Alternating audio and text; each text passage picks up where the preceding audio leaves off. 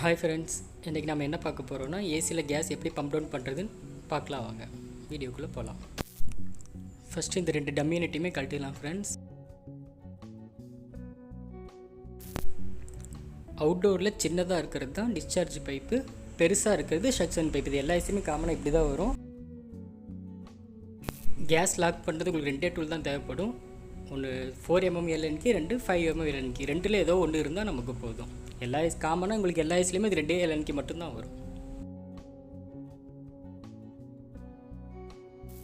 First discharge pipe lock பண்ணிடலாம். Discharge pipe lock பண்ணுற மூலமாக உங்களுக்கு இன்டோரில் இருக்கிற கேஸ், பைப்பில் இருக்கிற கேஸ் எல்லாமே வந்து உங்களுக்கு சக்ஷன் பைப் மூலமாக அவுட்டோர் ஷக் பண்ண ஆரம்பிச்சிடும்.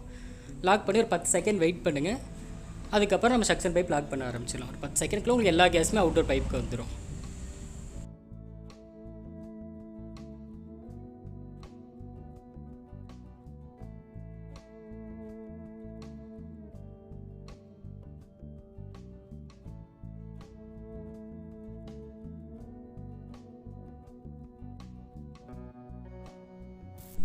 அவ்வளோதான் ஃப்ரெண்ட்ஸ், இப்போ லாக் பண்ணிட்டோம்.